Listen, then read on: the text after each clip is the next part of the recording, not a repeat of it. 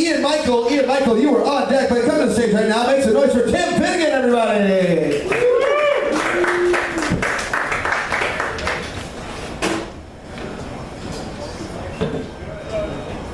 What up, people? How y'all doing tonight? Whoa. Let's try that again. How y'all doing tonight? All right, that's what I like to hear.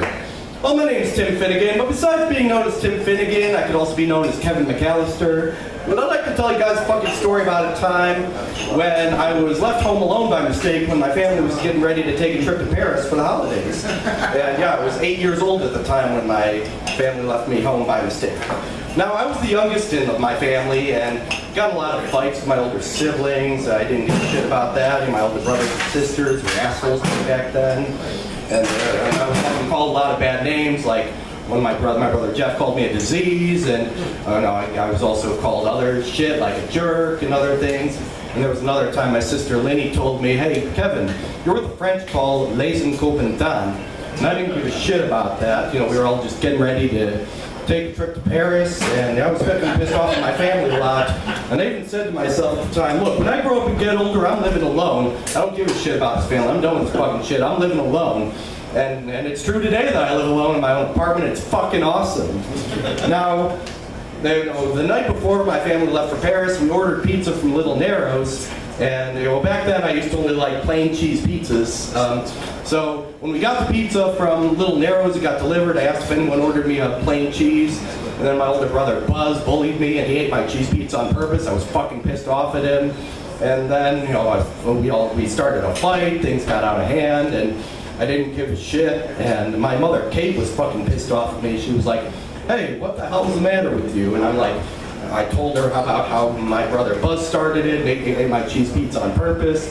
And Buzz didn't get in any trouble for it, even though he should have gotten in trouble for that shit. So my mother, Kate, made me go up to my room, for the rest of the night.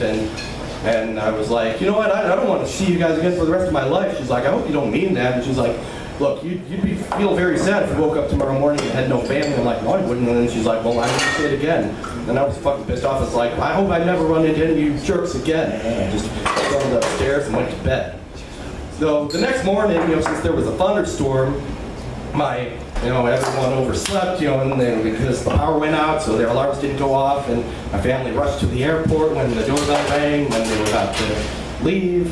And then I slept through all that shit, and then when I woke up, I wondered where everyone in my family went. And then I realized that I made my fucking family disappear. I was fucking excited about it. I jumped on the bed, did all this shit, and I was also watching some Angels with Filthy Souls videos, which is fucking awesome. I even ordered pizza from Little Narrows when I was home alone, and I played that Angels with Filthy Souls video, to make the pizza guy think he was talking to someone on the TV. And he's like, "Hey, I'm gonna give you to the count of 10 to get your ugly yellow Noga keister off my property before I pump your guts full of lead. 1, 2, 10. I scared the pizza guy away. It was fucking awesome. And then, later that night, when I realized something was going on, I realized that the two burglars, Harry and Marv, were planning to rob my house. And it was earlier on, when Harry was dressed up as a police officer at my house and I saw his gold tooth, I knew there was something suspicious about him. So when I found out that Harry and Marv were planning to rob my house, I was smart enough to know how to set booby traps. So yeah, I set some booby traps for the thieves when it was Christmas Eve. And meanwhile, when my family was on the plane and my mother Kate, wondered if she might have forgotten something, and she didn't know what it was at first. But then when she realized she forgot me, she yelled my name really loud on the plane and was like, "Kevin!" And then she startled everyone.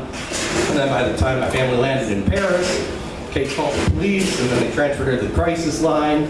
And then Kate just was freaking out on the phone. When they thought they were going to hang up, she was like, "Somebody pick up, pick up!"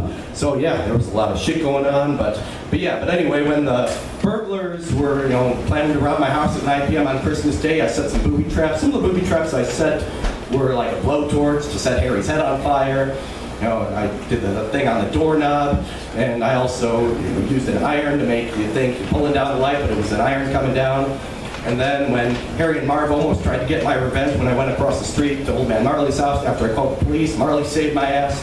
And then, Harry and Marv were arrested, and then next morning on Christmas, Kate, my mother, Kate came home, and then the rest of my family came home, and then my brother Bill was like, Devin, what did you do to my room? And I was like, holy shit. But yeah, so that's pretty much my story about all the shit I went through back then. And it was a fucking awesome Christmas after all. And, I lived through some interesting times back then. So yeah, that's my time. Thank you for watching tonight. Merry fucking Christmas. You guys are wonderful night. Thank you. Tim Finnegan, everybody. Tell the story. I don't understand it all because I don't go to the movies.